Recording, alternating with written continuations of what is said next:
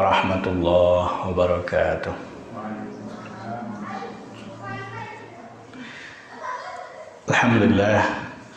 Alhamdulillahilladzi anzala as-sakinata fi qulubil mu'minin liyazdadu imanan ma'a imanihim. Asyhadu an la ilaha illallah wahdahu la syarika lah wa asyhadu anna Muhammadan abduhu wa rasuluh.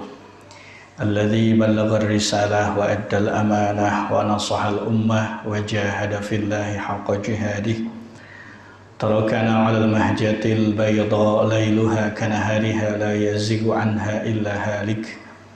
Allahumma shalli wa sallim wa zid wa barik wa an'im ala sayyidina wa nabiyyina wa habibina wa imamina wa qudwatina Muhammadin wa ala alihi wa ashabihi wa man tabi'ahu hudahu ila yaumiddin. Qala Allah ta'ala fil Qur'anil 'azim, a'udzu billahi minasy syaithanir rajim. Ya ayyuhalladzina amanu taqullaha wa qulu qawlan sadida yuslih lakum a'malakum wa yaghfir lakum dhunubakum wa may yuti'illaha wa rasulahu faqad faza fawzan 'azima. Amma ba'du, rabbana hab lana min azwajina wa dhurriyyatina qurrata a'yun waj'alna lil muttaqina imama.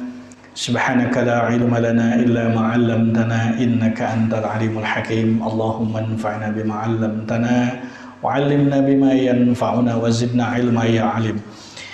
Al-hadirin wal hadirat, ayah bunda yang dirahmati Allah Subhanahu wa taala, alhamdulillah bersyukur kita pada Allah Subhanahu wa taala yang di kesempatan pagi yang penuh berkah kali ini Allah kumpulkan kita di salah satu rumah di antara rumah-rumah Allah Subhanahu wa taala.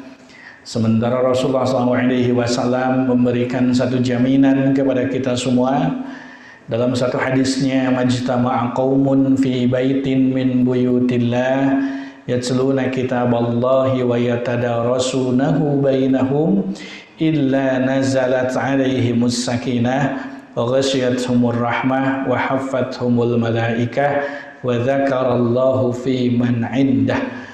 Tidak ada satu kumpulan di salah satu rumah di antara rumah-rumah Allah Subhanahu wa taala yang mana kita tidak mengetahui kumpulan, mohon maaf, kita tidak mengetahui rumah Allah Subhanahu wa taala di muka bumi ini kecuali masjid, yang mana di dalam masjid itu dibacakan ayat-ayat Allah Subhanahu wa taala, dipelajarinya antara satu dengan yang lainnya, kecuali Allah Subhanahu wa taala akan turunkan as-sakinah, ketenangan.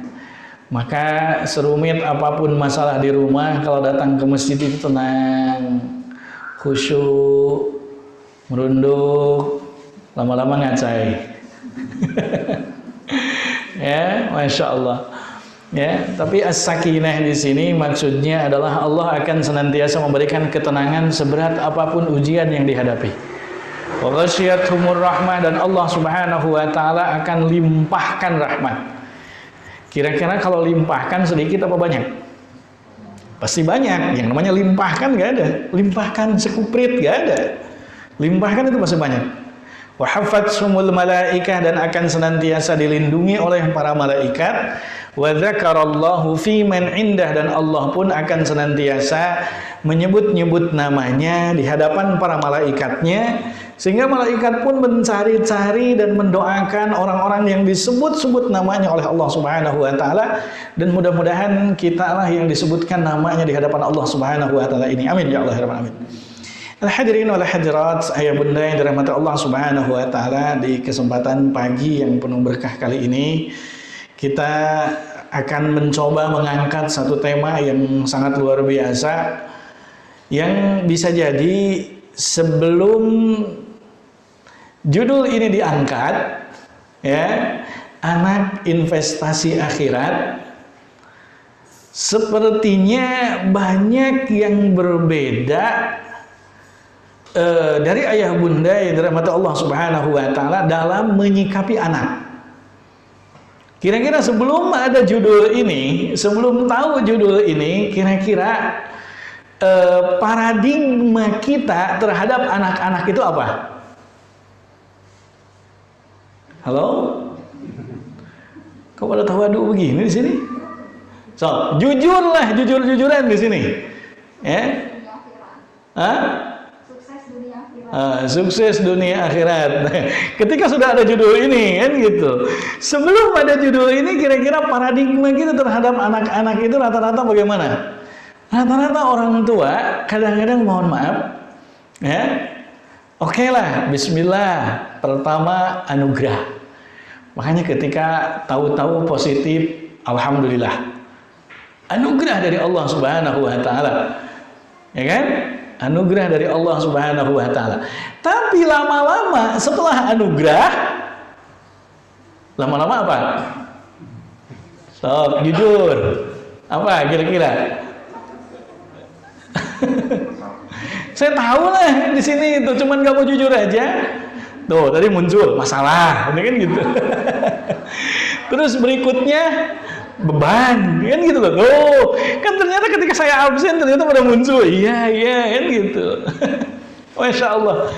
Sehingga yang padahal pada awalnya kita betul-betul menganggap bahwa hal ini anugerah, seharusnya terus-menerus bahwa ini tuh anugerah dari Allah Subhanahu wa taala, dan bahwa ingat anak-anak pun merupakan amanah dari Allah Subhanahu wa taala yang ini tuh bakal ditanyakan nanti di akhirat. Hati-hati. Ini akan ditanyakan di akhirat. Dirawatnya bagaimana, apa yang dipakaikannya, apa yang disuapkannya, itu akan ditanyakan, dipertanggungjawabkan nanti di akhirat. Terutama wilayah pendidikan. Sementara lagi-lagi rata-rata ketika kita menikah, kira-kira yang menjadi modal utama menikah itu apa? So, rata-rata. So, rata-rata apa?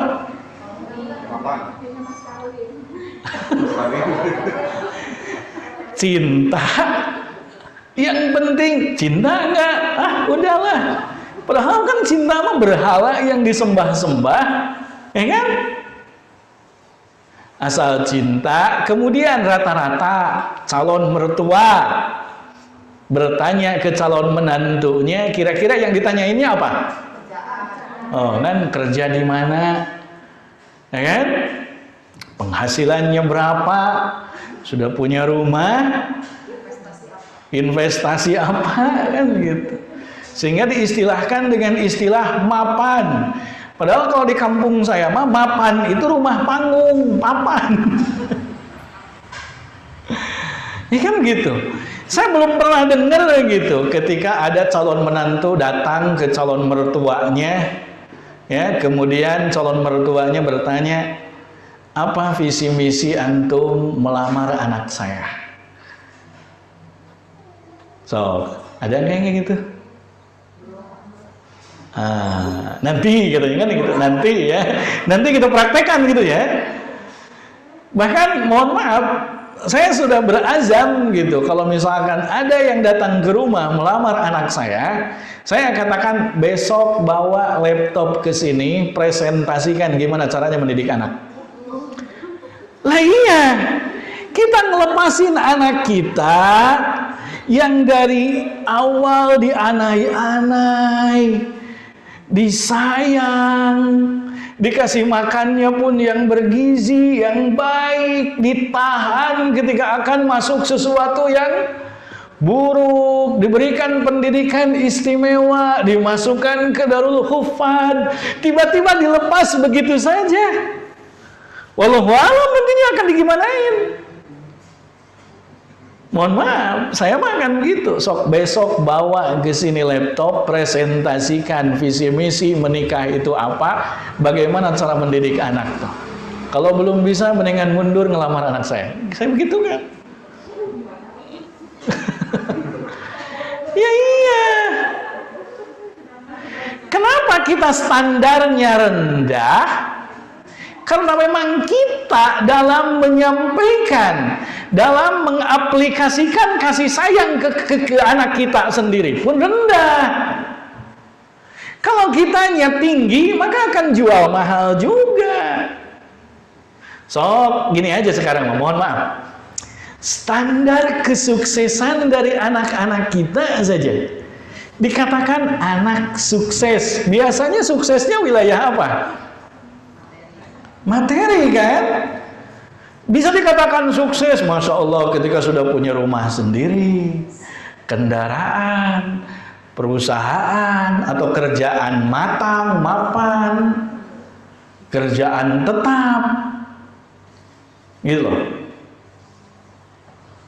Ya kan? Standarnya rendah, standarnya remeh-temeh. Standarnya sesuatu yang sudah Allah Subhanahu wa Ta'ala jamin. Nah, jadi akhirnya kita mudah melepaskan begitu saja dan nggak tahu nantinya itu akan digimanain. Seolah-olah sudah merasa cukup kalau anak itu dikasih makan, dikasih tempat tidur yang nyaman, dah selesai. Dilepaskan aja begitu saja, kan begitu loh. Wallahualam nanti sudah menikah itu dididik nggak sama suaminya. Wallahualam dibawanya ke arah mana. Sementara kalau hanya sekedar hidup, mohon maaf, hewan pun hidup, ya kan? Cuman bedanya nikah, kalau hewan mah kawin, ya kan begitu aja. So, mohon maaf Bapak Ibu yang dirahmati Allah Subhanahu wa Ta'ala, pernah ngelihat gak hewan, istilahnya suami istri bareng-bareng melihara anaknya? Banyak loh, ya kan? Nah, ini hadirin hadirat rahimani wa rahimakumullah, fahami kalau kita ini makhluk yang istimewa, yang Allah ciptakan sebaik-baik penciptaan, maka kita pun harus punya visi yang jelas, visi yang istimewa dalam hal apapun, termasuk dalam rumah tangga, termasuk ketika Allah berikan kita anugerah sekaligus amanah. Kalau ternyata anugerah plus amanah ini malah menjadi beban, ongko anugerah tapi beban, tapi masalah. Berarti kan dari awalnya ini, sehingga rata-rata dalam berkeluarga pun karena tidak memiliki visi yang jelas, akhirnya ya tadi modal cinta nikah, yang penting punya pekerjaan, yang penting punya tempat tinggal, udah selesai. Akhirnya ketika punya anak pun ya udah alhamdulillah anugerah, habis gitu bingung. Mau dididiknya bagaimana? Arahnya kemana? Gak jelas. Sementara kita makhluk istimewa, manusia sebaik-baik penciptaan, kalau kita tidak jelas visi misi kita, maka hati-hati.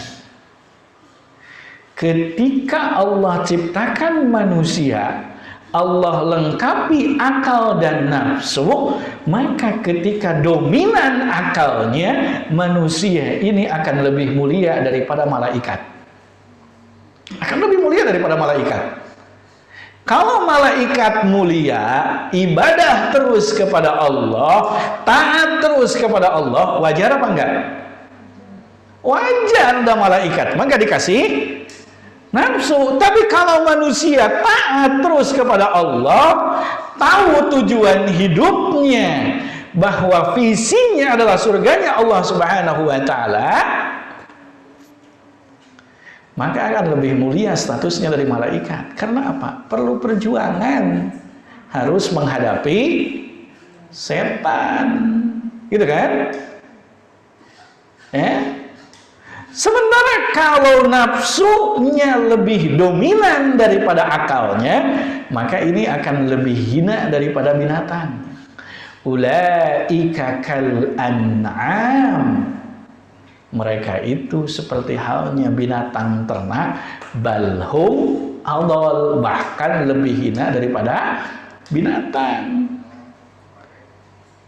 Mohon maaf, Bapak Ibu yang dirahmati Allah Subhanahu wa Ta'ala, ketika kucing nyolong ikan, ada yang bawa piring, Bu, bawa kresek, nyimpen buat besok, ada nggak? Nggak ada. Kucing nyolong ikan ngambil aja. Yang keambilnya dengan mulut, kemudian dibawa pergi, dimakan ketika mendapatkan tempat yang tenang. Ketika belum kenyang ngambil lagi, ketika sudah kenyang ngambil lagi nggak? Enggak, udah selesai, besok mah besok, Tapi manusia, lihat, manusia ketika ngegarong, ya kan? Nyimpen buat 7 turunan, kan begitu loh. Karena apa? Manusia ketika berbuat buruk pakai akal, bukan hanya sekedar pakai nafsu. Maka di sini balhum adall, lebih sesat daripada binatang. Nah, maka dari ini ummahat, ayah bunda yang dirahmati Allah Subhanahu wa taala, fahami sejatinya tujuan kita hidup di dunia yang hanya sebentar ini untuk apa? Kalau kita tidak memiliki visi akhirat, maka tentu apa bedanya kita dengan binatang? Justru kemuliaan, keagungan, keistimewaan manusia ini karena Allah menciptakan yang namanya akhirat. Dan Allah tidak maha adil untuk manusia kalau Allah tidak menciptakan akhirat. Sehingga kemahaadilan Allah menciptakan manusia ini mengharuskan Allah menciptakan yang namanya yaumul akhir. Mengharuskan Allah menciptakan adanya akhirat. Itu yang disampaikan oleh Syekh Abdul Majid Az-Zindani dalam Ilmu Imannya. Itu mengharuskan Allah menciptakan yaumul akhir. So, Bapak Ibu yang dirahmati Allah Subhanahu wa taala, kalau tidak ada akhirat, kira-kira apa manfaatnya kita duduk di sini? Apa manfaatnya kita sholat? Apa manfaatnya kita baca Quran? Apa manfaatnya kita sedekah? Kalau Allah tidak menciptakan yang namanya akhirat. Maka dari ini Umar bin Khattab menyampaikan, seandainya Allah tidak menciptakan yang namanya yaumul akhir, maka kita tidak akan melihat kehidupan manusia seperti sekarang ini. Maka kehidupannya seperti apa? Seperti di zaman jahiliyah yang mereka tidak meyakini yaumul akhir. Maka lihat hari ini, dengan Allah menciptakan yaumul akhir saja, ternyata bumi ini rusak karena orang-orang banyak yang tidak meyakini yaumul akhir.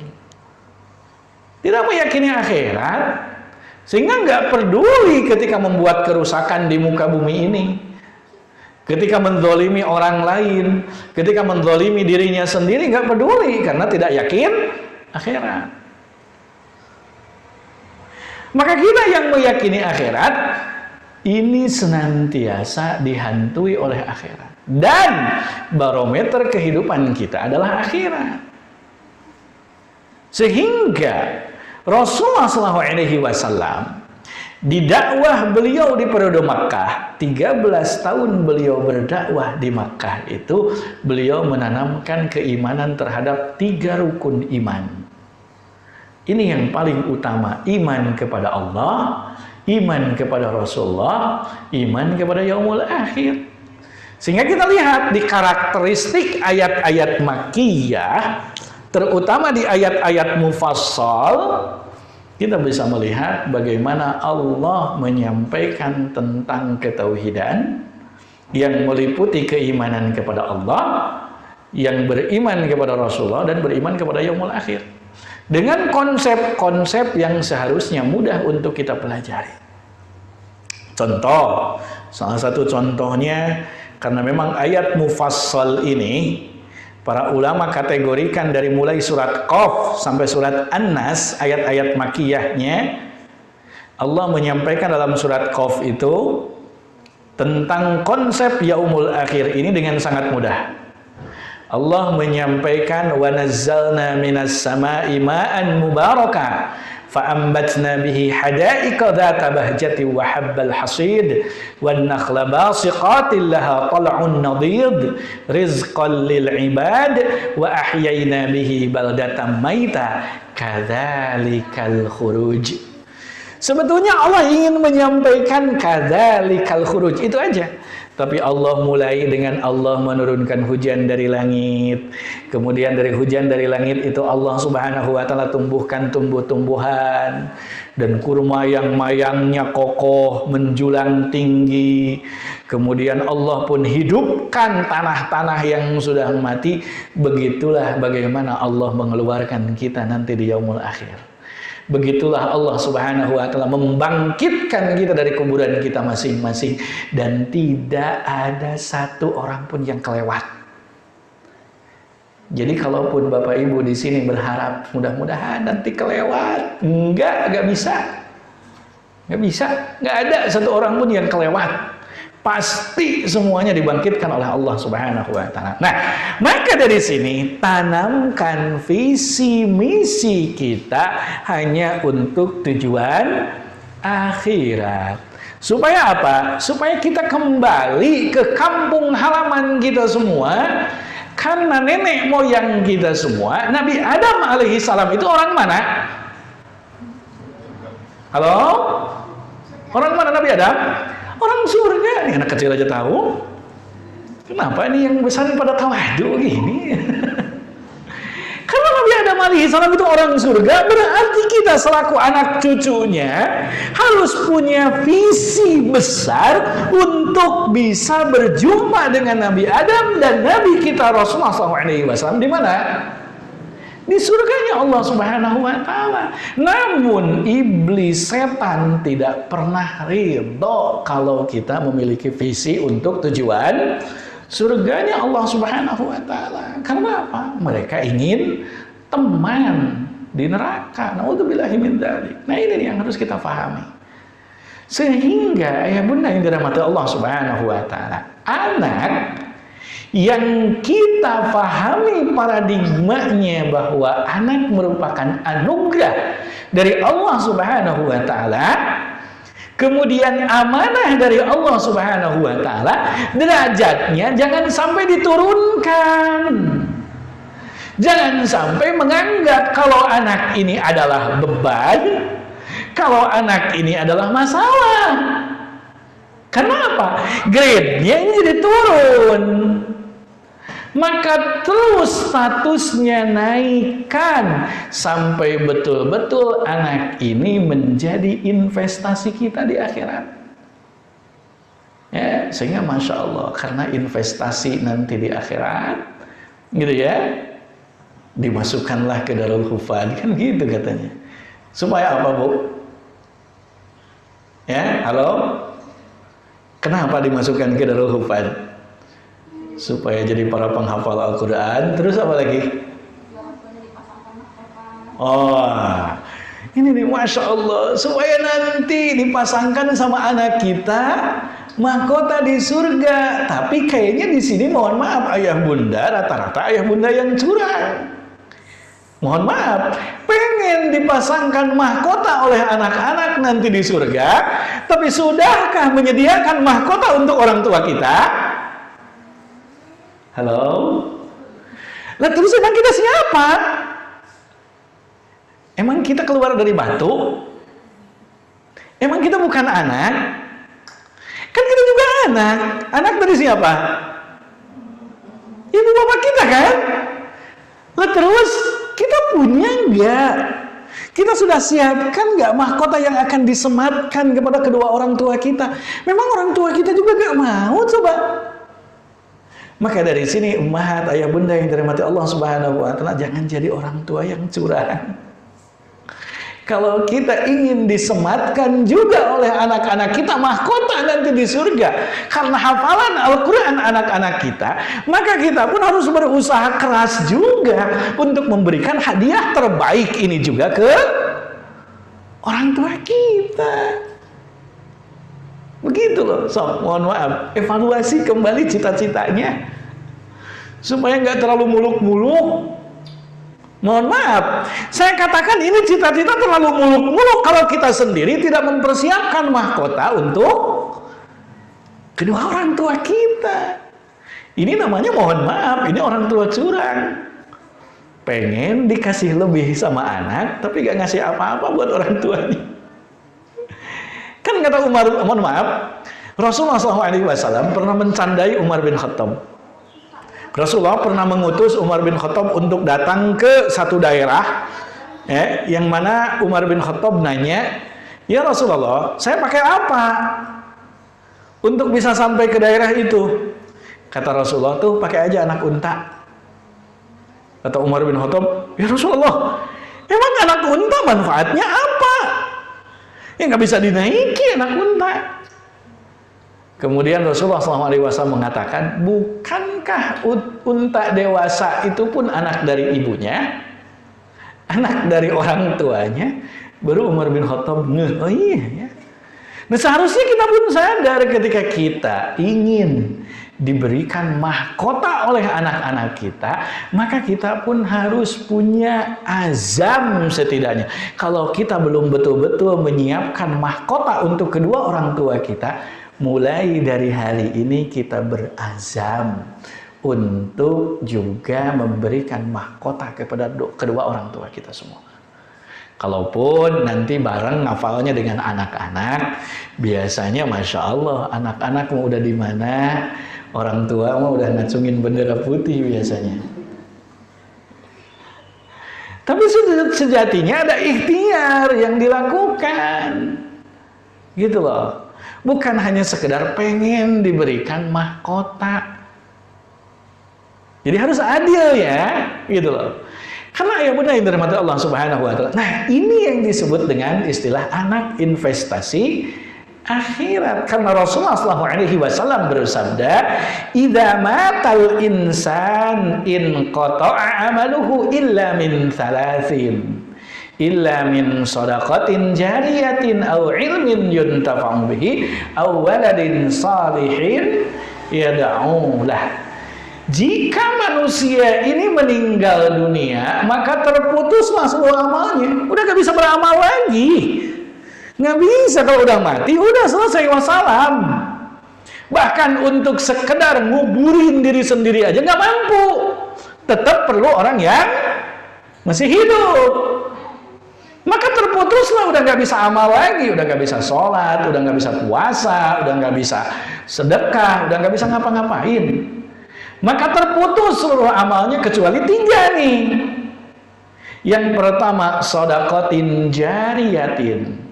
Para ulama menafsirkan yang dimaksud dengan shadaqatin jariyatin ini adalah sedekah yang mengalir terus-menerus kemanfaatannya sehingga pahalanya pun terus-menerus mengalir, yang disebut dengan istilah wakaf.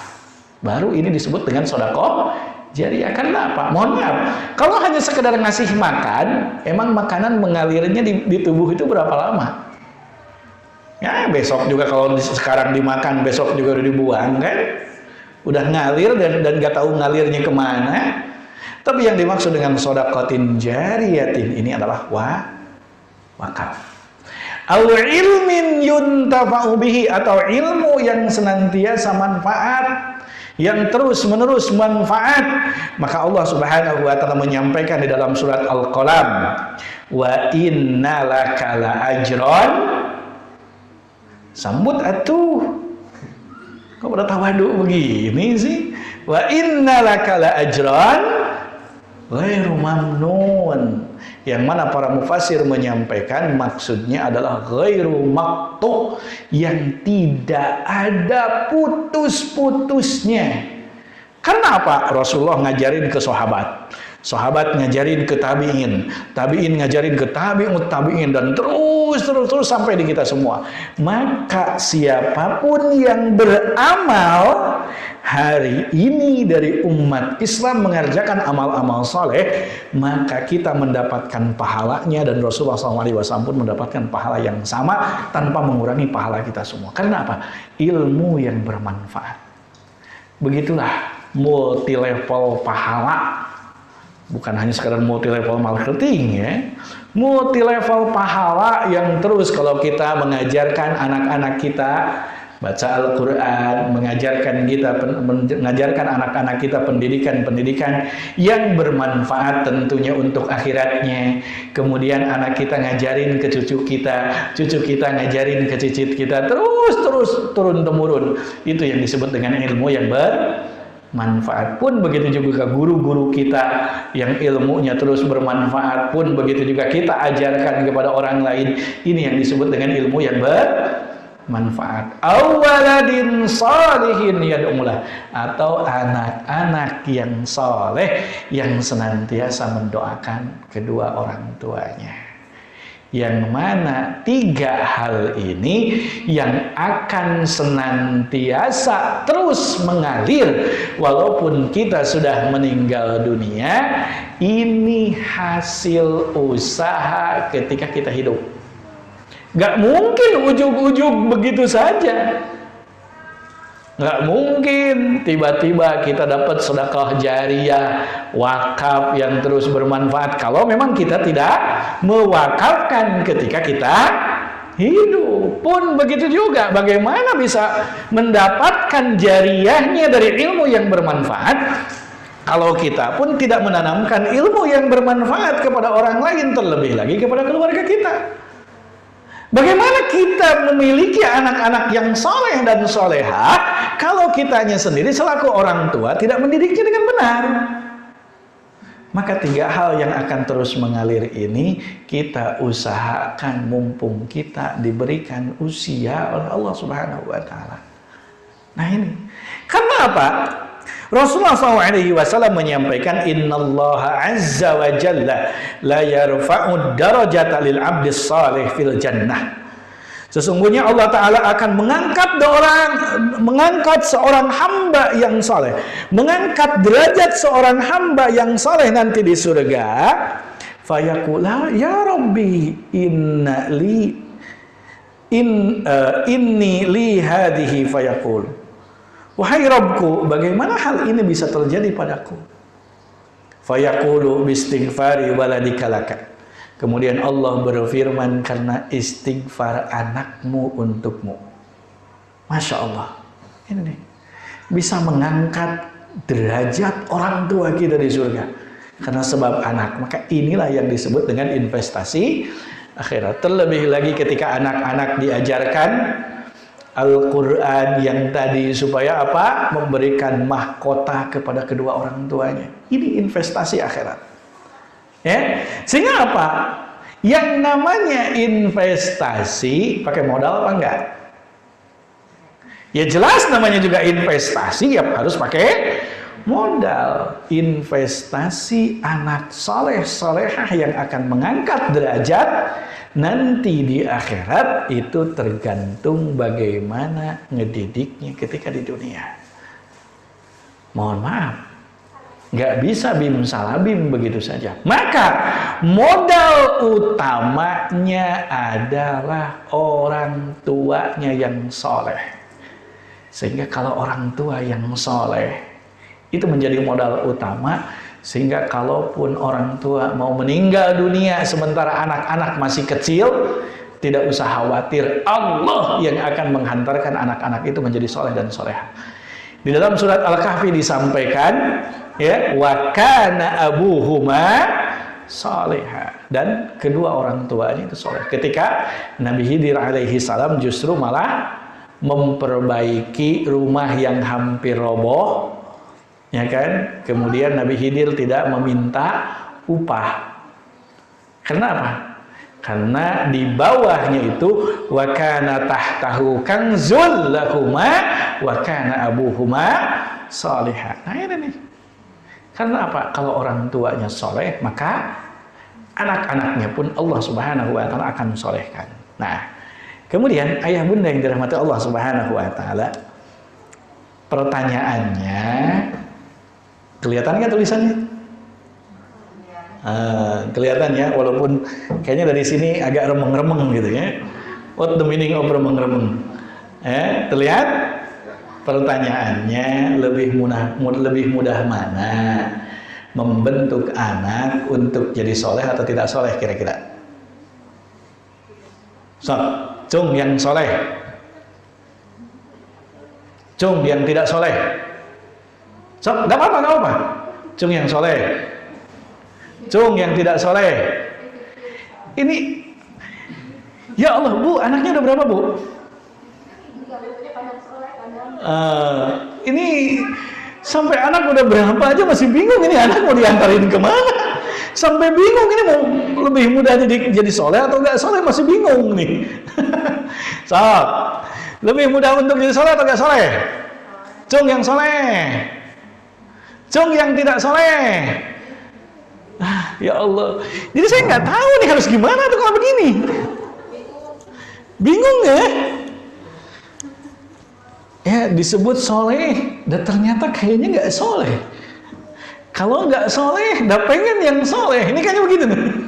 Kok masih bingung nih, ya Allah ya Rabb. Cung yang anaknya 1, cung yang 2, cung yang 3, 4. Ya Allah ya Rabb, anak udah 2, 3, 4 masih bingung.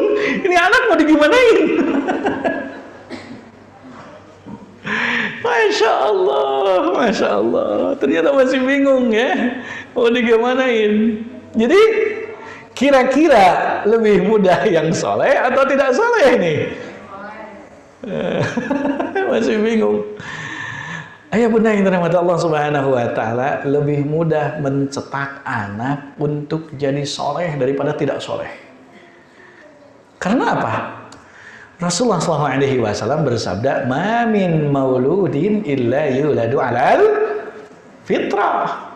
Tidaklah seseorang itu dilahirkan kecuali dalam keadaan fitrah, suci, membawa kesolehannya.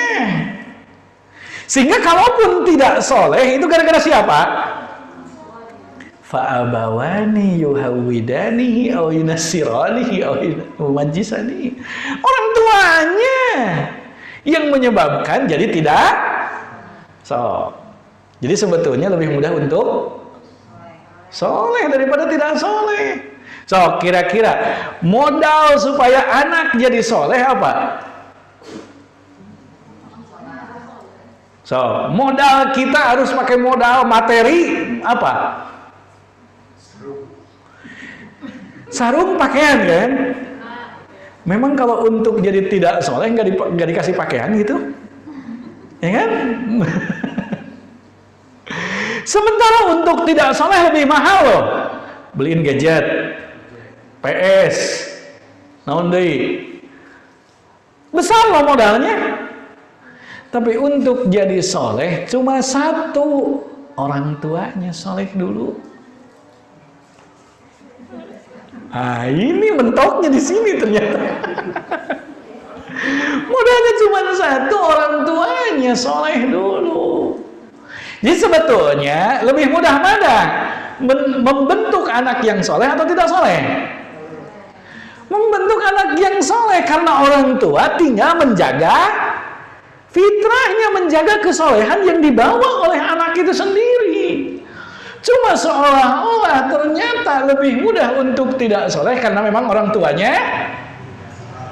Mohon maaf, bukan saya yang jawab ya. Itu memang enggak sendiri-sendiri yang jawab. Nah ini, ayah bunda yang dirahmati Allah Subhanahu wa Ta'ala. Maka inilah yang harus senantiasa kita ingat, bahwa tugas utama mendidik anak adalah tugas orang tua di rumah, bukan tugas guru di sekolah, bukan tugas Darul Hufad loh, bukan. Kalaupun anak-anak ingin hafal Quran, sebetulnya bukan tugas Darul Hufad, tugasnya orang tuanya di rumah. Gitu loh. Di sekolah itu, di Darul Hufad itu untuk menyamakan persepsi, khawatir kalau di rumah ada yang salah. Di sekolah itu untuk apa? Untuk supaya anak berlatih bersosial. Adapun tugas utama pendidikannya itu di mana? Di rumah. Emang anak siapa? Ayo. Ya kan, mohon maaf, sekarang banyak orang tua mentang-mentang punya duit serahin ke sekolah, merasa bayar mahal, pengen hasil langsung jadi, ya kan gitu. Ketika kecewa, ketika tidak sesuai dengan harapan, yang disalahin siapa? Gurunya. Padahal kadang-kadang di sekolah mah kurang gimana bagusnya, kurang gimana bagusnya kurikulumnya, kurang gimana bagusnya cara pengajarannya. Dan kadang-kadang sebetulnya yang membuat anak rusak itu udah dirusak di rumahnya. Di Darul Hufad, Masya Allah, diajarin Quran, diajarin baca tulis, diajarin itu ini. Pulang ke rumahnya sama orang tuanya disuguhin apa? Sok, ya kan gitu. Simpel. Dan sebetulnya yang merusaknya siapa?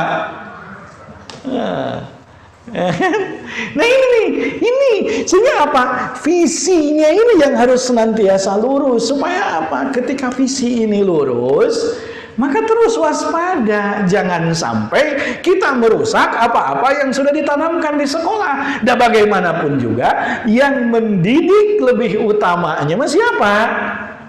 Orang tua di rumah. Mohon maaf. Nah, maka jadikan ibu itu sebagai ustadzah pertama, sebagai guru pertama sebelum si kecil justru berguru kepada ustadz besar sekalipun. Maka kecerdasan, keuletan, dan perangai sang ibu adalah faktor dominan bagi masa depan anak sebetulnya. Sebagaimana kaidah mengatakan madrasatul ula. Ibu itu merupakan sekolah pertama bagi anak-anaknya. Cuman harus ingat, ketika ibu menjadi madrasah pertama bagi anak-anaknya, ayahnya jangan jadi penilik doang. Ayahnya harus jadi kepala sekolahnya, yang punya kurikulum, yang punya ketegasan. Anaknya nanti dihantarkan kemana? Rata-rata ini biasanya ketika di rumah pun dibebankan kepada siapa urusan pendidikan tuh? Ibu. Ayahnya mentang-mentang nyari duit, sehingga apa? Cuma jadi penilik doang. Nggak tahu tuh, bahkan perkembangan anaknya sendiri pun nggak tahu. Ini bahaya. Kalau mohon maaf Bapak Ibu yang dirahmati Allah Subhanahu wa Ta'ala, kalau bikinnya bareng-bareng, ya berarti didiknya pun harus bareng-bareng. Dan metik hasilnya nanti di akhirat pun nggak ada istilah oh ibunya lebih gede, ayah nama ada cuman penilik doang dikit aja. Enggak, kan tetap pengen bareng, pengen sama-sama kan.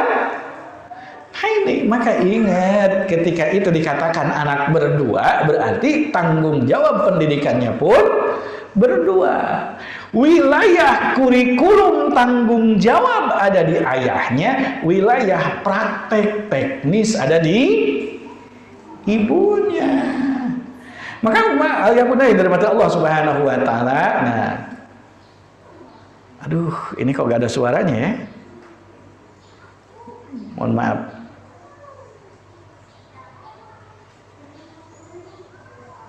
Nah, ini kelihatan gambarnya. Nah, kalaupun nggak ada suaranya kita bisa lihat gambarnya. Lihat.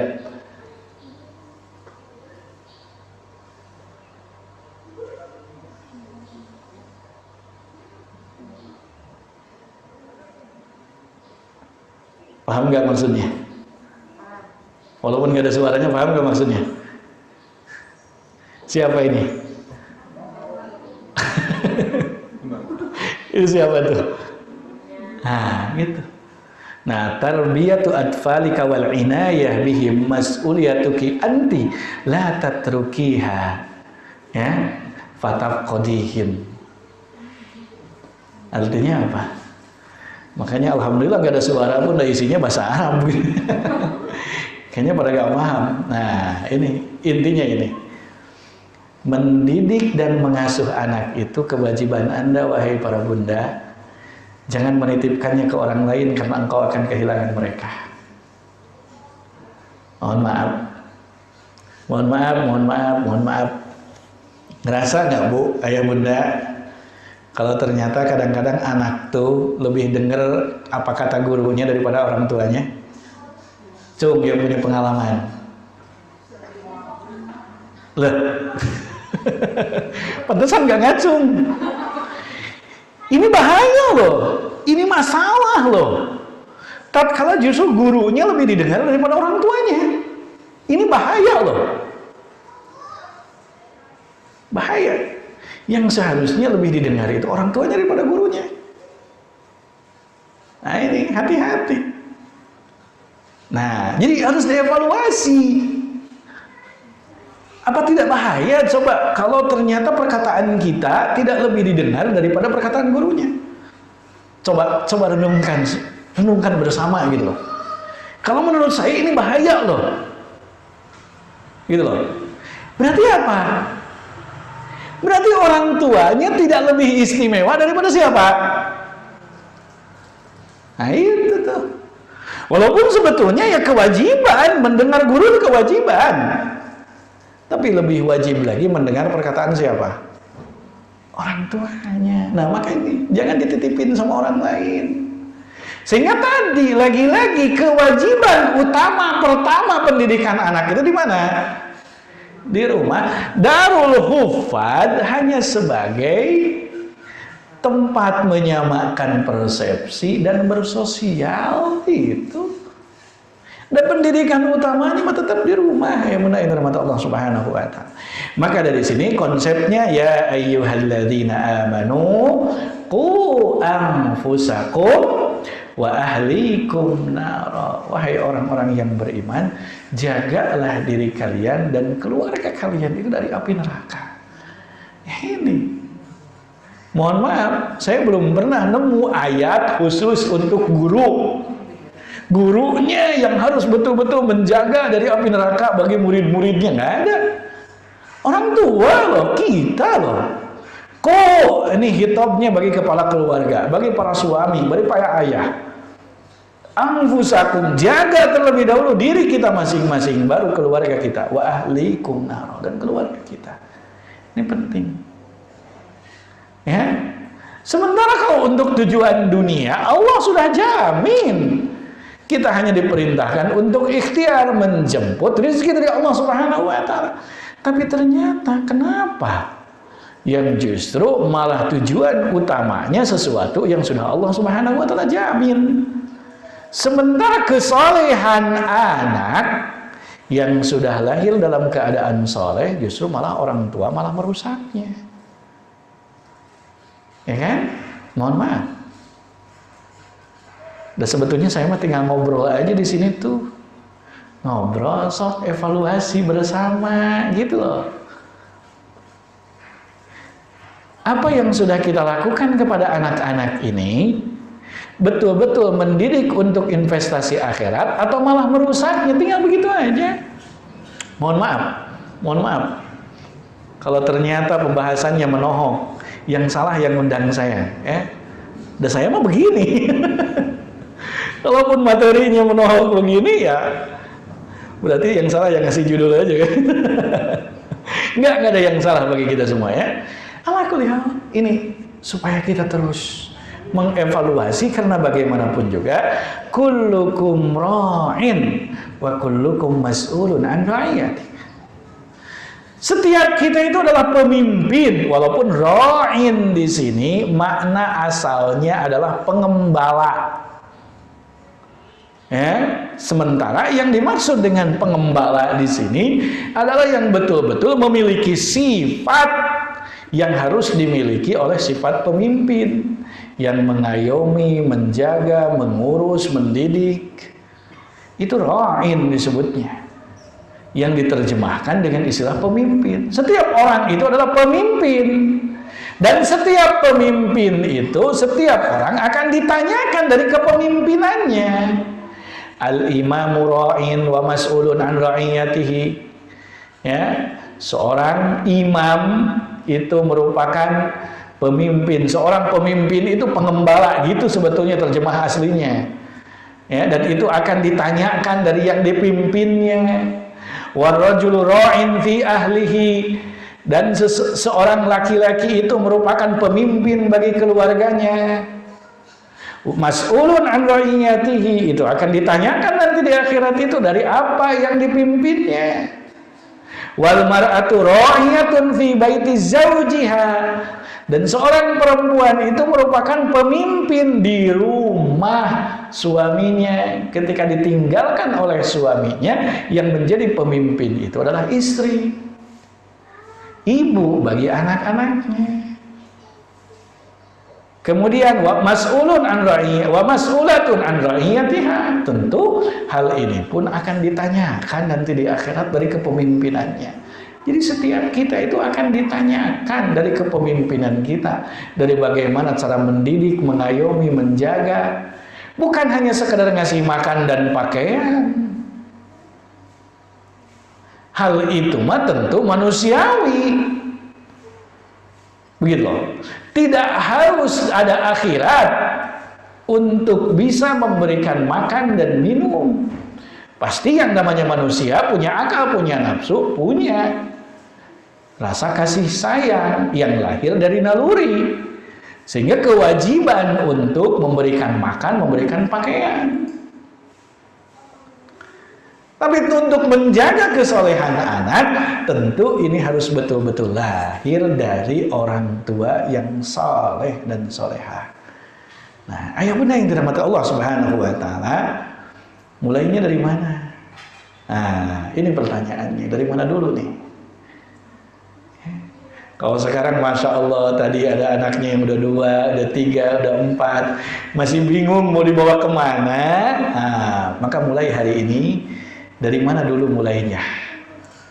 Pertama, kuatkan niat untuk membentuk keluarga yang mawaddah, rahmah, sehingga bisa lahir keluarga yang sakinah. Cuman kadang-kadang kita mah doanya suka dibalikin. Ketika ada yang nikah, semoga jadi keluarga sakinah, mawaddah, rahmah. Kembali awalnya dari mawaddah dulu. Mawaddah ini adalah kecintaan yang lahir dari fisik. Sok mohon maaf Bapak Ibu, dulu ketika nikah tadi kan apa dulu? Ketika cinta itu, modal cinta itu awalnya dari apanya coba? Fisiknya kan gitu loh. Awalnya kan gitu, itu namanya mawad. Bapak-bapak ngelihat ibu-ibu kan dari cantiknya, kemudian anak siapa, kan gitu loh, ya kan? Kemudian ibu-ibu juga lihat bapak-bapak itu dari gantengnya, dari dompetnya. Nah, kan ganteng juga dompetnya lepet, mah jangan naon, ya kan gitu. Itu namanya mawaddah. Yang namanya mawaddah itu lama-lama bisa luntur. Mawaddah itu bisa luntur dengan usia, ya kan? Ya kan, yang tadinya cantik, lama-lama kan, saya nggak tega nyebutnya. Ya kan gitu tuh, bukan saya ya, berarti pada ngaku lah kan gitu. Ya kan? Mawaddah itu bisa luntur dengan moneter, yang tadinya dompetnya tebal kan gitu, lama-lama karena moneter jadi tipis. Nah, diikat mawaddah ini dengan rahmah, kasih sayang, gitu loh. Yang mana tidak akan bisa terikat kasih sayang ini kecuali dengan kesolehan. Karena apa? Mawaddah ini berkeliaran di mana-mana. Maka ikat dengan rahmah, sehingga apa? Suami ketika di luar melihat mawaddah lain, dia ingat yang di rumah, karena yang di rumah mah sudah terbukti punya rahmah. Inilah yang akan melahirkan sakinah. Maka ini yang harus senantiasa terus terbentuk. Kuatkan niat untuk membentuk keluarga yang ini. Kalau tadi lahir anak itu yang awalnya anugerah, kemudian lama-lama jadi masalah, jadi beban, kira-kira akan lahir sakinah apa enggak?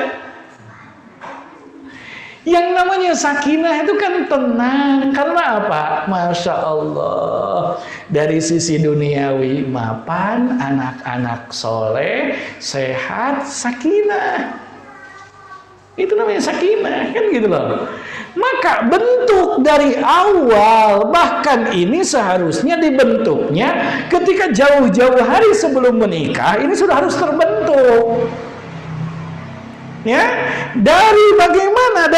Dari mulai mencari calon yang Rasulullah SAW sampaikan, ya, tunkahul mar'atu li arba, ya, tunkahul mar'atu li arba, li jamaliha wali nasabiha wali maliha wali diniha fadfar bidatid din taribat yadak. Carilah pasangan hidup itu karena kecantikan, kegantengannya, karena nasabnya, karena hartanya, karena agamanya. Tapi ikat wilayah agamanya, niscaya akan selamat. Gak apa-apa ganteng juga, yang penting agamanya baik. Gak apa-apa kaya juga, yang penting agamanya baik. Itu mah bukan gak apa-apa. Nah ini agamanya yang paling utama. Karena apa? Akan melahirkan yang menjadi investasi nanti di akhirat. Coba kalau visi ini sudah terbentuk dari awal, maka tidak mungkin, ya, pasti yang namanya calon suami menginginkan istri yang soleha. Untuk supaya dapat yang soleha itu berarti harus soleh dulu, pun begitu juga sebaliknya. Dan Allah Subhanahu wa taala menyampaikan at-thayyibatu lit-thayyibin wat-thayyibuna lit-thayyibat. Wal khabithat, kan dari awalnya al khabithatu lil khabithin wal khabithuna lil khabithat wat thayyibatu lit thayyibin wat thayyibuna lit thayyibat. Enggak akan salah pilihkan Allah Subhanahu wa taala. Sehingga disinilah disebut oleh Rasulullah SAW al arwah junudun mujannadah. Ruh itu memiliki tentara-tentara yang akan berkeliaran kemana-mana. Fama ta'arafa minha ikhtalafa wa ma tanakara minha ikhtalafa. Kalau ternyata ruh itu sudah menemukan yang chemistry, maka akan nyambung chemistry, nyambung terus. Kalau ternyata tidak chemistry, jadi pecah. Sok lihat, Masya Allah, kerasa nggak oleh Bapak Ibu suami istri betapa chemistry-nya? Ternyata kebiasaannya sama, hobinya sama, karakternya sama. Ya, saya mohon maaf, suka mempelajari tentang hadis al-arwah junudun mujannada ini, ngelihat chemistry-nya bagaimana. Bukan orang-orang yang baik justru. Ketika Allah chemistry-kan orang-orang yang buruk, mohon maaf. Ya, saya pernah menemukan satu kenyataan yang sangat luar biasa. Bapak Ibu, ayah bunda yang dirahmati Allah Subhanahu wa taala, tahu Vespa gembel? Tahu Vespa gembel? Tahu anak-anak pan yang Masya Allah hidupnya urakan? Tapi ternyata dari geng Vespa gembel itu ternyata ada laki-laki, perempuan, ternyata ada suami istri loh. Bahkan ada yang bawa anak juga, dan mereka bisa menunjukkan buku nikahnya loh. Saya berpikir kok mau-maunya itu perempuan diajak belangsak sama suaminya. Coba. Nggak usah jauh-jauh lah, ibu-ibu dulu di sini kan begitu loh. Ketika awal-awal nikah kan tentu jarang juga yang betul-betul sudah mapan. Kadang-kadang dibawa belangsak dulu sama suaminya, betul nggak? Ada nggak? Banyak tuh kan. Tapi Masya Allah, tapi ngeklik aja chemistry, mau gitu loh. Karena apa coba? Bukan karena cinta. Bukan. Nah kalau ditanya sama milih mah sok, kalau boleh milih mah mendingan sama yang udah jelas-jelas mapan kan Bu, betul nggak? Tapi karena Allah yang mengkemistrikan ini, gitu loh. Karena apa? Kalau Allah tidak mengkemistrikan kita dengan orang baik, pasti Allah akan kemistrikan kita dengan buruk, dengan yang buruk. Cuma Allah akan kemistrikan yang baik dengan yang baik lagi, yang buruk dengan yang buruk lagi. Kebaikan akan melahirkan kebaikan, keburukan akan melahirkan keburukan. Itu kemahaadilan Allah. Allah sangat maha adil dalam wilayah ini. Maka tadi lagi-lagi untuk membentuk anak soleh itu sangat mudah. Dan anak lahir dalam keadaan soleh, fitrahnya, tinggal orang tuanya dulu yang betul-betul menjaga kesolehannya, gitu. Maka dari sini kuatkan niat untuk membentuk keluarga yang mawaddah, rahmah dan sakinah ini. Kalau ternyata belum terbentuk visi misi ini, yuk kita bentuk dari hari ini. Mulai dari sekarang harus betul-betul jelas visi misi ini terbentuk dalam jiwa kita, dalam keluarga kita. Ya. Kemudian yang berikutnya, contohlah Rasulullah SAW dalam pengasuhan. Nah, ini nih yang jadi permasalahan hari ini. Mohon maaf, umat Islam, agamanya Islam, KTP-nya Islam, tapi lupa belajar dari Rasulullah bagaimana cara mendidik anak. Yang justru sok, mohon maaf, evaluasi kembali buku-buku, kalaupun yang ada punya buku-buku di rumah. Rata-rata pengasuhan itu belajar konsepnya dari mana aja, sok. Seminar-seminar yang banyak dilakukan, seminar pendidikan anak itu yang mengadakan seminarnya dari mana coba? Konsepnya dari mana? Jarang sekali masalah parenting ini yang betul-betul mengacu ke parenting nabawi. Ada juga yang namanya parenting nabawi, tapi jauh dari contoh Rasulullah SAW. Mohon maaf, pernah mendengar konsep dalam parenting dikatakan parenting nabawi katanya. Dan saya tahu orangnya dan saya sudah kasih tahu orangnya bahwa itu bukan parenting nabawi. Pernah mendengar satu konsep yang mengatakan jangan berkata jangan terhadap anak. Kayak bener ya? Betul nggak? Kayak bener, cari alternatifnya. Padahal mohon maaf, itu bukan ajaran dari Islam. Mohon maaf. Lalu dalam surat Luqman dikatakan, tadi kayaknya dibacakan, ya bunayya la tusyriku, ya kan? Wa in qala Luqmanu libnihi wa huwa ya'iduhu ya bunayya la tusyrik billah. Kira-kira mau diterjemahkan apa? So, kira-kira mau diterjemahkan dengan apa coba? Nah, la tusyrik, jangan menyekutukan Allah. Mau dicari alternatif karena jangan berkata jangan. Coba, apa alternatifnya? Nggak bisa dah, ini bahasa Al-Quran, firman Allah Subhanahu wa Ta'ala. Berarti coba lihat.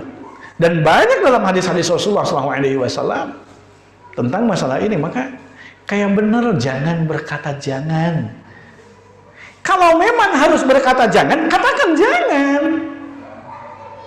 Gitu loh. Nah ini nih, hati-hati. Nah ini ketika kita belajarnya tidak dari Rasulullah SAW, maka belajar dari Al-Quran, belajar dari Rasulullah SAW, bagaimana Rasulullah SAW mendidik anak-anak tuh. Gitu. Mohon maaf, kemarin ketika saya dapat undangan untuk hadir di sini, saya belum dapat saya belum dapat Sherlocknya, mapnya di mana gitu. Saya cuma hanya langsung nyari di Google di mana sih masjid ini teh, Masjid Al-Mujaddid teh di mana gitu ya. Ternyata saya baca reviewnya. Di situ, masya Allah, masjidnya nyaman, enak, cuman anak-anaknya berisik. Tolong anak-anaknya dikondisikan, gitu loh. Berarti ini tidak tahu konsep masjid, tidak tahu konsep Islam. Mohon maaf, justru sudah benar kalau anak-anak ini disertakan, dibolehkan bebas masuk masjid ini. Gimana akhirnya di sini? Anak-anak bebas di sini, Pak? Bebas apa enggak? Jangan-jangan ada tulisan anak-anak jangan masuk nih. Mohon maaf, ini fahami konsepnya. Rasulullah aja, masya Allah, ketika sujud ngimami sampai para sahabat bingung, ini kok Rasulullah nggak bangkit-bangkit? Ternyata cucunya naik di pundaknya.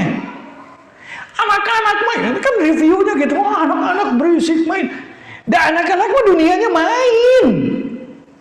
Nggak apa-apa, biarin petak umpet di masjid, nggak apa-apa. Biar gampang ketemunya kalau di masjid mah kan. Nah ini mohon maaf, jangan sampai melarang anak-anak masuk masjid. Karena ini nih, kalau anak-anak taunya lokasi lain di luar rumah itu bukan masjid, maka anak-anak akan mencari tempat yang nyaman yang lain. Maka buatlah masjid itu ramah anak, yang nyaman untuk anak-anak. Karena apa? Mohon maaf, kalau zaman dulu, sekarang makan gadget di rumah ya. Dulu ada istilah warnet kan. Anak-anak lebih nyaman di warnet daripada di masjid. Karena memang apa? Yang tahunya dia, anak-anak tahu itu ya warnet, bukan masjid. Kenalkan masjid. Cuman yang jadi masalahnya, sekarang di masjid itu banyak anak-anak yatim. Itu masalahnya. Anak yatim kenapa? Anak-anaknya di masjid, bapaknya nggak ada. Itu yang jadi masalahnya. Anak-anaknya di masjid, bapaknya nggak tahu kemana, nggak ke masjid. Nah itu yang jadi masalah. Padahal seharusnya, mohon maaf, aping anak-anak itu simpen di samping. Mohon maaf, di masjid itu jajaran baris soft, nggak dipisahkan. Anak-anak di belakang, nggak begitu. Tapi anak-anak itu simpen di samping orang tuanya, ajarkan bagaimana sholat yang baik, bagaimana ketika sholat itu kan, yang namanya anak-anak makan dunianya main. Jangan kan anak-anak loh, orang tua juga pengennya main kan. Anak-anak mah wajar kalau anak-anak itu dunianya main. Maka ajarkan sama orang tuanya, ketika anak-anak pengennya likum-likum gajleng tuh, tahan dulu, ajarkan bagaimana aurat pada sholat, begitu loh. Jadi ketahuan.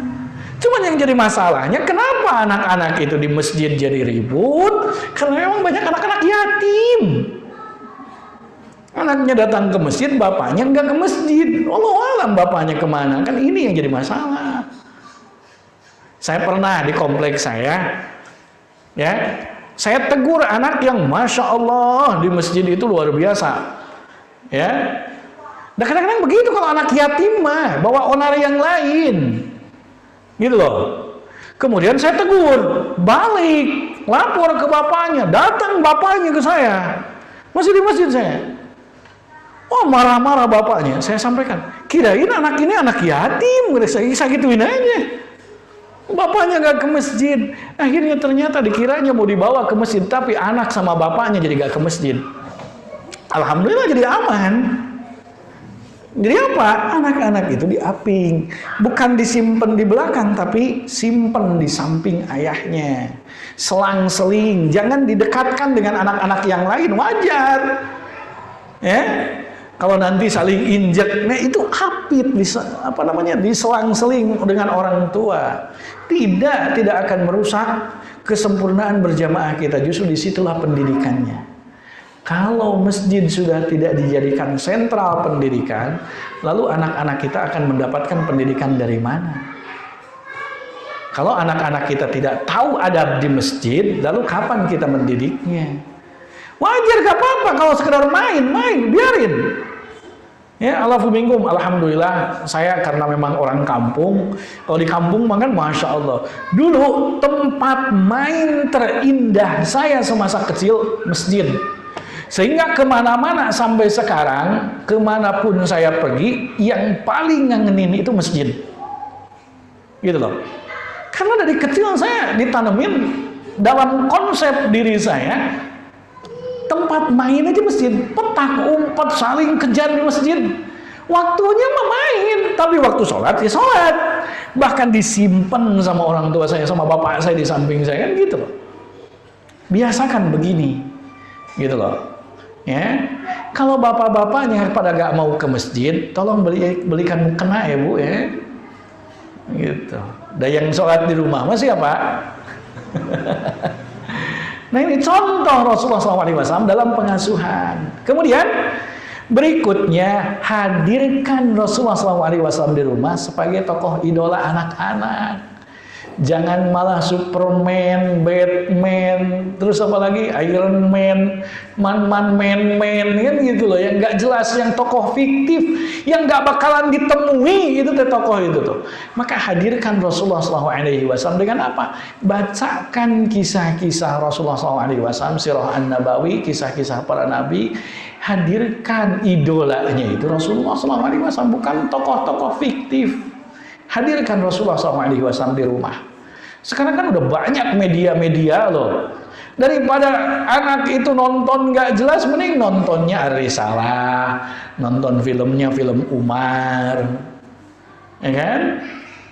Mohon maaf, harus yang jelas. Banyak kok alternatif tontonan itu yang baik-baik sekarang gitu. Hadirkan Rasulullah SAW di rumah itu, sehingga Rasulullah SAW lah menjadi teladan, idola utama, idola pertama selain orang tuanya itu yang ada di rumahnya itu adalah Rasulullah SAW. Buat seperti itu.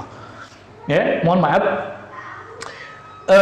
Ramadan tahun yang lalu, bukan tahun yang kemarin yang dekat. Ramadan tahun yang lalu, saya beserta tim Al-Fatih Jawa Barat iktikaf di Masjid Telkom. Kemudian teman saya asatid dari pusat juga ikut iktikaf di sana. Ada satu ustadz yang memang karena asatid itu disimpan di satu ruangan khusus asatid. Kemudian tiba-tiba anak saya masuk. Anak saya datang usia 5 tahun, 4 bahkan masih 4 tahun kalau tahun lalu, 4 tahunan. Ya kan? Datang masuk ke ruangan asatid, ya kan? Kemudian sama teman saya yang ustadz itu ditanya, "Oh, ini Arkan tuh ya?" Kata Arkan, kata anak saya, "Bukan." "Siapa?" "Umar bin Khattab." Gitu.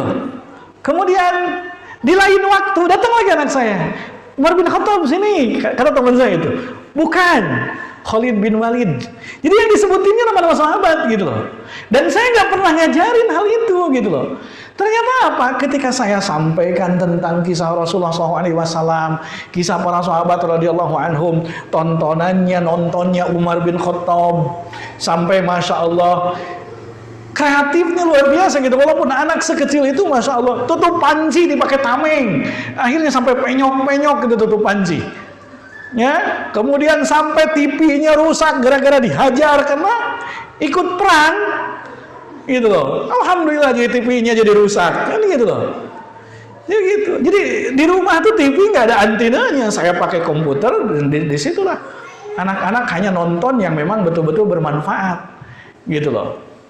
Yang akhirnya TV-nya rusak karena dihajar anak saya, gitu. Bawa pedangnya, gitu.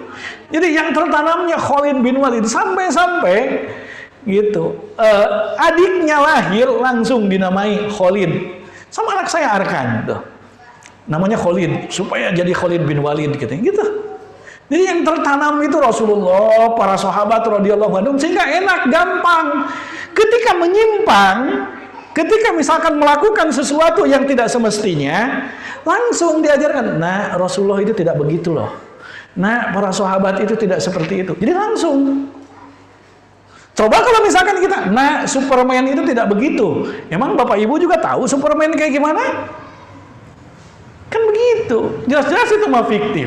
Sampaikan tentang Rasulullah SAW, sehingga jadikan tokoh-tokoh idola. Tokoh idolanya itu Rasulullah dan para sahabat radhiyallahu anhum. Begitu.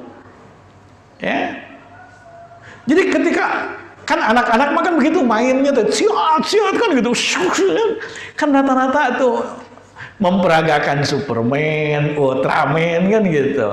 Coba lebih indah kalau yang diperagakan itu Khalid bin Walid gitu. Saya belikan pedang-pedangan tuh ya, sampai udah berapa tuh pedang tuh karena rusak. Ya. Cuman saya belum belikan pedang beneran aja karena memang belum usianya gitu loh. Coba hadirkan tokoh idolanya itu betul-betul tokoh yang bukan tokoh-tokoh fiktif, tapi Rasulullah SAW. Gitu, mulai dari situ. Kemudian mulai dari mana lagi? Sampaikan kisah-kisah teladan Rasulullah SAW dan para sahabat radhiyallahu anhum. Nah ini nih, menghadirkan tokoh itu dengan menyampaikan kisah-kisahnya. Kalaupun ibu-ibu, bapak ibu tidak bisa, tidak mampu, belikan buku-buku yang bermutu tentang Rasulullah SAW. Bacakan ketika sebelum tidur, itu bukan dongeng yang kayak kita dulu. Dongeng kancil nyolong timun, ya Allah ya Rob, yang lagi-lagi itu mah fiktif. Kancil nyolong timun, akhirnya yang terbersit di otaknya, saya harus jadi kancil yang bisa mengelabui petani, kan gitu. Akhirnya ketika besarnya jadi anggota dewan, kan begitu, nyekek petani, ya kan? Karena apa? Yang di otaknya kancil.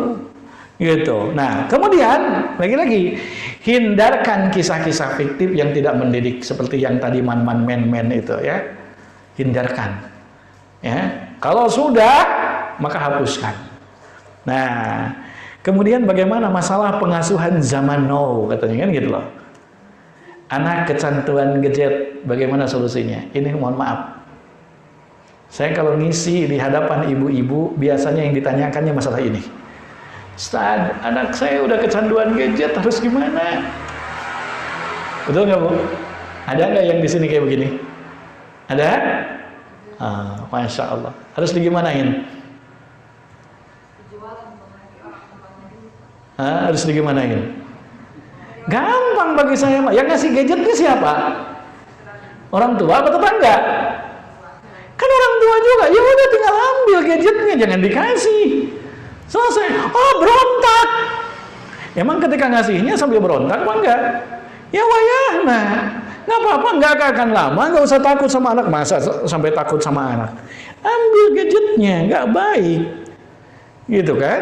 Udah, nggak usah dikasih gadget. Cari banyak kok. So, mohon maaf, ayah bunda yang dirahmati Allah Subhanahu wa Ta'ala, ada anak-anak mah tuh. Apapun juga apapun juga akan jadi mainan loh. Gimana kreatifnya anak-anak itu, apapun akan jadi mainan. So, dan justru di situ ngasah kreativitasnya, masya Allah. Hari apa ya? Kalau tidak salah hari Rabu kemarin. Hari Rabu kemarin saya nyusul teman-teman yang camping di Kapulaga di Subang.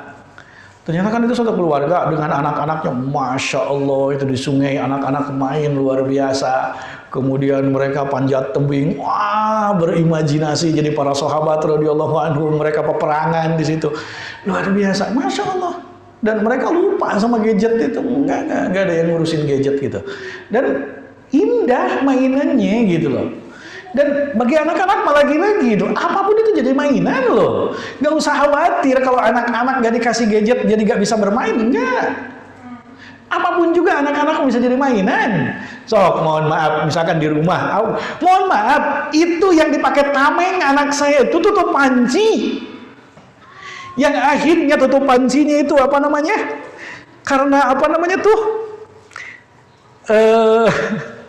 Buat plastik buat ngangkat itu kan di atas. Tapi kan kalau dipegang pengangkatnya itu kan jadi tamengnya dikebalik. Dia minta, tolong masukin ke dalam ini pengangkat. Akhirnya lah, terus gimana kita pakainya kan? Bingung. Akhirnya dia ganti pakai tali. Itu usia 4 tahun 5 tahun loh. Akhirnya minta diganti pakai tali. Akhirnya kan bisa dipakai oleh kita untuk tutup pancinya, kemudian di sisi lain bisa pakai tameng. Tutup panci loh pakai tameng anak saya itu. Gitu. Itu apapun bisa jadi mainan loh. Jadi nggak usah khawatir dengan mainannya karena tidak dikasih gadget. Kalau sekarang anak udah kecanduan gadget, ambil saja gadgetnya. Punya pengalaman anak sulit disuruh sholat, ibadah, belajar, ngapal Quran dan yang lain sebagainya. Kenapa coba? Karena tahapannya tidak sesuai dengan konsep Rasulullah SAW.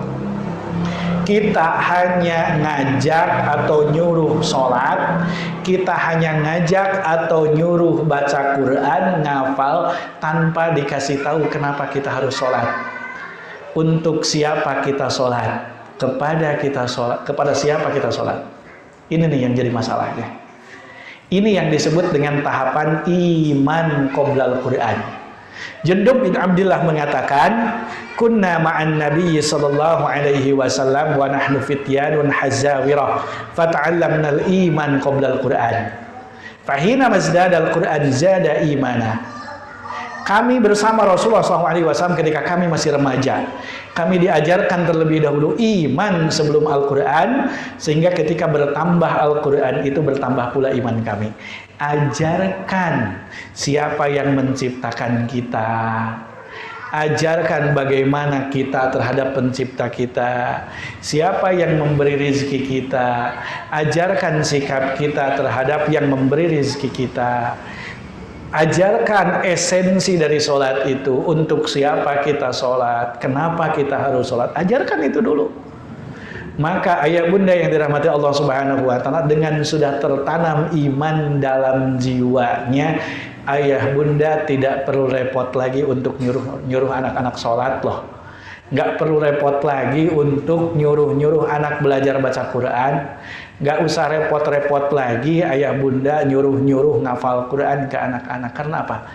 Iman dan kecintaan kepada Allah, kecintaan terhadap Al-Qurannya sudah tertanam. Nah ini nih. Kemudian ada lagi masalah pengasuhan zaman sekarang itu, adab atau akhlak anak kian hari kian mengkhawatirkan. Ada apa dengan akhlak anak-anak kan? Masya Allah, kian mengkhawatirkan sekarang. Nah ini nih, ini yang berarti perlu betul-betul diperhatikan di rumah. Ayah bunda mohon maaf, berikan keteladanan yang baik untuk anak-anak dan jangan sampai dirusak apa-apa yang sudah diajarkan di sekolahnya. Contoh, mohon maaf, ini merusak. Contoh, di sekolah diajarin makan sambil duduk, minum sambil duduk, kemudian dengan tangan kanan. Yang akan pertama kali dilihatnya itu adalah orang tuanya gimana di rumahnya loh. Kalau ternyata tiba-tiba sambil berdiri glek pakai tangan kiri, itu sudah merusak tatanan yang sudah dididik di sekolah loh. Sampai kapanpun itu jadi rusak. Berikan keteladanan yang baik di rumah. Dari bagaimana cara makan, cara minum, cara tutur kata, dan hal-hal yang lain, berikan keteladanan. Karena bagaimanapun juga anak itu merupakan cerminan dari orang tuanya. Anak itu akan senantiasa melihat orang tuanya. Cuman anak tidak akan langsung mengatakan itu. Karena apa? Akan meneladani. Jadi penting berikan keteladanan di rumah dengan akhlak yang baik. Wallahu a'lam bishawab.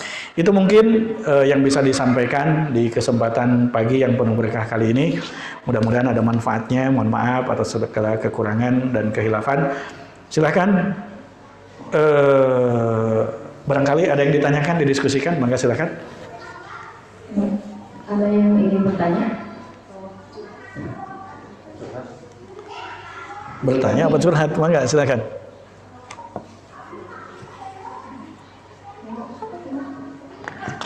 Alhamdulillah tidak ada yang ditanyakan berarti ya. Berarti sudah jelas. Ibu-ibu? Dari bapaknya? Masya Allah, alhamdulillah berarti sudah jelas ya. Ada Bu? Enggak tuh ada di belakang.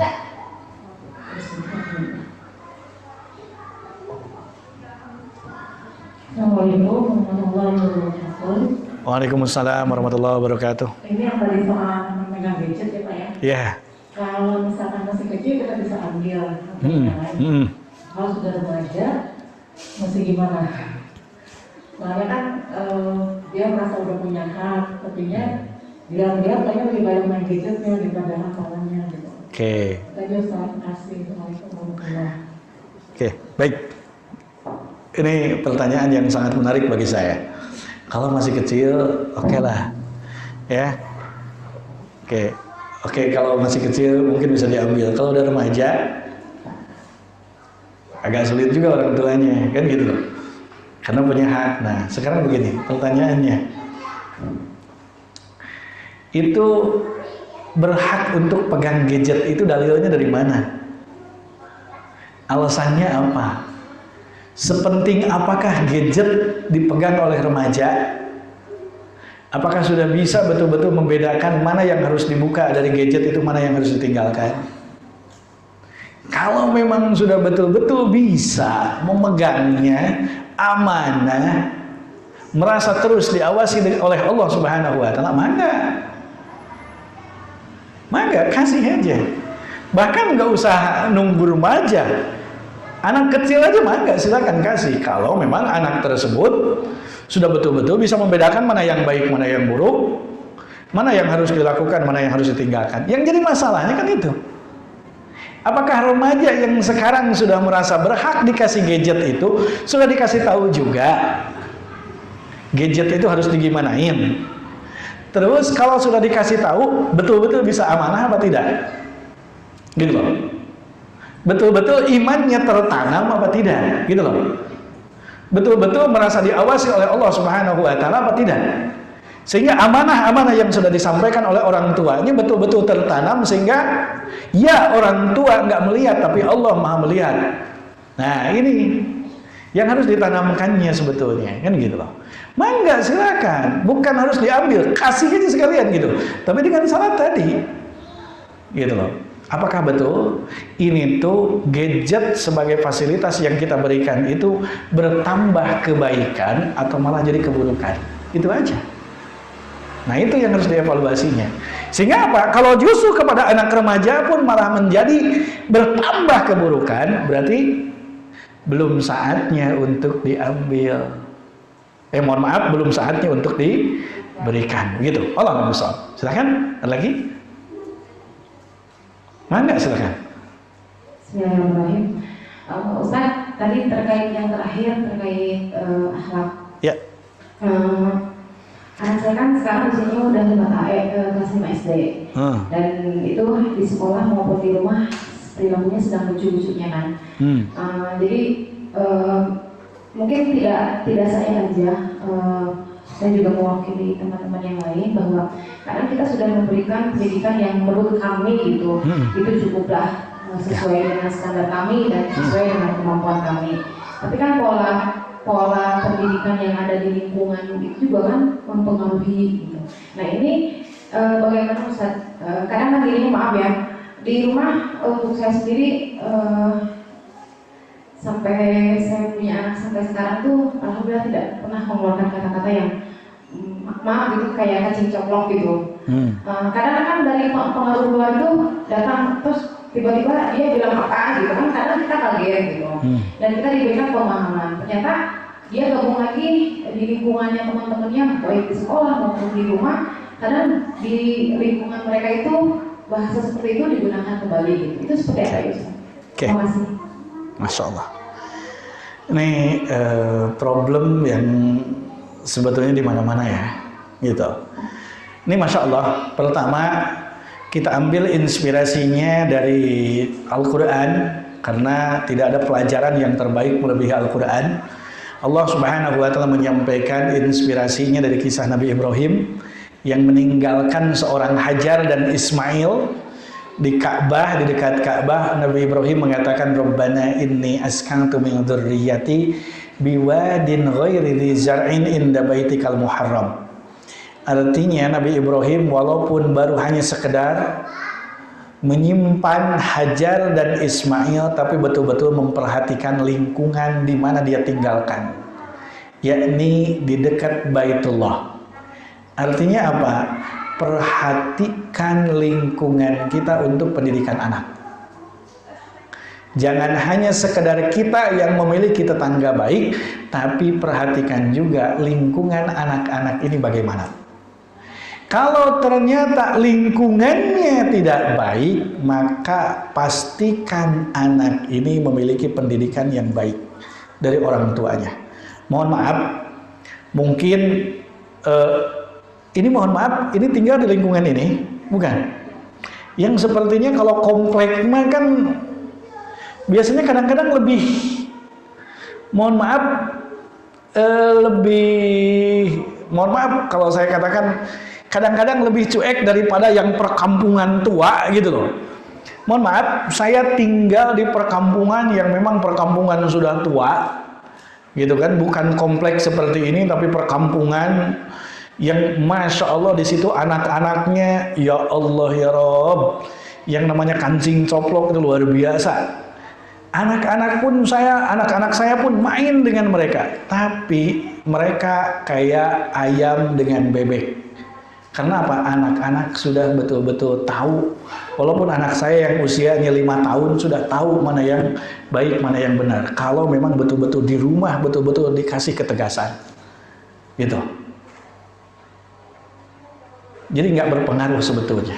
Ya, lingkungan harus kita perhatikan, tapi kalau kita tidak bisa memperhatikan lingkungan untuk anak-anak kita, perhatikan pendidikan anak-anak kita dengan benar. Sehingga alafu minkum, kalaupun ketemu dengan keluarganya, ketemu dengan keluarga besar, kan ini berkumpul nih dengan anak-anak sebayanya, saudara-saudaranya. Tapi itu biasa aja, kayak ayam dengan bebek gitu. Masing-masing mau misalkan nonton TV, mereka nonton TV, dia mah anak-anak saya mah cuek, gitu. Karena apa? Alafu minkum, kalau sudah betul-betul dididik dengan baik di rumah, diberikan ketegasan, itu akan tahu mana yang baik, mana yang buruk. Bahkan mewarnai anak-anak yang lain. Anak saya justru mohon maaf suka berani gitu menegur yang lain.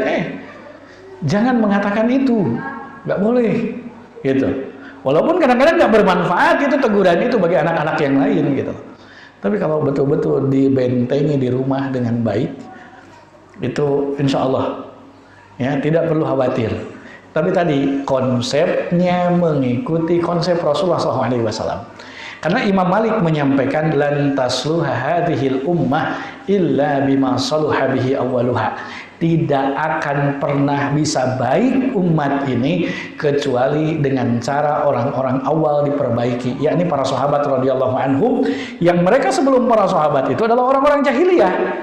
Dididik oleh Rasulullah SAW dengan pendidikan iman terlebih dahulu, baru Rasulullah SAW sampaikan tentang hukum-hukum, tentang beban-beban yang harus dilakukan oleh para sahabat radhiyallahu anhum. Begitu. Polanya harus betul-betul mengikuti pola Rasulullah SAW. Insya Allah. Selebihnya serahkan kepada Allah Subhanahu Wa Taala. Insya Allah. Karena saya merasakan sendiri lingkungan saya nggak ada baik-baiknya, nggak. Masya Allah. Kancing coplok itu bukan hanya sekedar di luar, di masjid aja itu kancing coplok hadir. Dan anak saya bawa ke masjid. Tapi saya tidak merasa khawatir dengan keadaan lingkungan yang begitu buruknya. Karena apa? Sudah bisa ngebedain mana yang baik, mana yang buruk. Gitu. Kalau kita betul-betul mengikuti konsep Rasulullah SAW, nggak usah khawatir. Gitu. Berarti kalau kita masih kecolongan, berarti di sini ada yang salah. Pola pendidikannya ada yang salah. Kalau kita masih kecolongan, gitu loh. Mohon maaf, betapa visi ini harus betul-betul menjadi utama. Mohon maaf, orang tua saya, ayah saya SD saja nggak lulus, SD sampai kelas 2. Ibu saya hanya lulus SD. Ya, saya mempelajari satu konsep dalam konsep pendidikan, ya, tentang bagaimana visi itu harus tertanam di dalam jiwa. Ternyata harapan, keinginan itu lebih utama daripada prakteknya. Ternyata saya pelajari ketika keinginan yang disebut dengan visi itu hadir di dalam jiwa, walaupun prakteknya salah, Allah akan hantarkan kesuksesan menuju visinya itu. Gitu loh. Tapi kalaupun dengan cara benar tapi nggak punya visi, itu Allah tidak akan hantarkan. Dan ternyata Masya Allah, karena keterbatasan ilmu dari orang tua saya yang mengajarkan metode pendidikannya, dan ketika saya evaluasi bagaimana ayah saya, ibu saya menanamkan pendidikan ke saya, ternyata 90%-nya pendidikannya salah. Pola pendidikannya salah. 90% pola pendidikannya salah. Tapi alhamdulillah Allah Subhanahu Wa Taala hantarkan tebangkar-bangkar ting istilahnya, nggak gagal ternyata istilahnya. Walaupun nggak jadi, setidaknya nggak gagal. Padahal dengan pola pendidikan yang salah. Tapi karena apa? Punya visi yang besar. Sehingga apa? Punya ketegasan. Sehingga apa? Masya Allah. Saya ketika di lingkungan pun, ya di rumah nggak boleh tuh yang namanya kancing coplok tuh. Ternyata ketika tadi lingkungan akhirnya nggak sengaja bawa ke rumah itu kancing coplok, ya kan? Sama ayah saya langsung, ayah saya ambil sendal jepit, ini salah sebetulnya, tapi karena punya visi bahwa ini yang akan membuat jerak gitu loh, langsung kan sendal jepit. Tadi bilang apa? Nggak dibilang udah ketahuan, dibilangin tetap ngelayang sendal jepit itu di muka saya. Dari situ saya nggak berani lagi. Dan saya dan ayah saya punya intel di mana-mana. Anak-anak yang sebaya seusia saya itu jadi intel ayah saya. Walaupun mereka mengatakan kancing coplok, tapi jadi intel ayah saya. Jadi kalau saya ketika main dengan teman-teman sebaya saya, kemudian terucap seperti apa yang mereka ucapkan, itu sampai ke ayah saya. Akhirnya sama sekali saya tidak mengatakan itu. Artinya ini, visi inilah yang harus senantiasa tertanam dalam jiwa. Sehingga apa? Itu jadi doa terus kepada Allah Subhanahu wa taala. Akhirnya Allah pun bimbing keluarga kita, anak-anak kita, sehingga betul-betul kita tidak khawatir dengan lingkungan sebejat apapun, lingkungan serusak apapun, insya Allah gitu. Dan alhamdulillah saya sendiri sudah membuktikannya dengan hal ini gitu. Jadi kalau problem ini problem klasik lingkungan kita, tapi kalau kita benar pendidikannya sesuai dengan contoh Rasulullah SAW, Allah akan hantar apa-apa yang menjadi visi kita semua gitu. Wallahu a'lam. Itu mungkin ya, nggak ada pertanyaan lagi. Mudah-mudahan apa yang masih ada. Alhamdulillah, karena itu yang saya harapkan gitu ya, nggak usah ada pertanyaan lagi. Mudah-mudahan apa yang saya harapkan, apa yang saya sampaikan bermanfaat khususnya bagi diri saya pribadi, umumnya bagi kita semua. Kesempurnaan hanya milik Allah Subhanahu wa taala. Kesalahan penyampaian, kekhilafan tutur kata itu murni dari kebodohan, kekhilafan diri saya pribadi. Mohon maaf yang sebesar-besarnya. Aku qouli hadza wa astaghfirullah li wa lakum. Wassalamualaikum warahmatullahi wabarakatuh.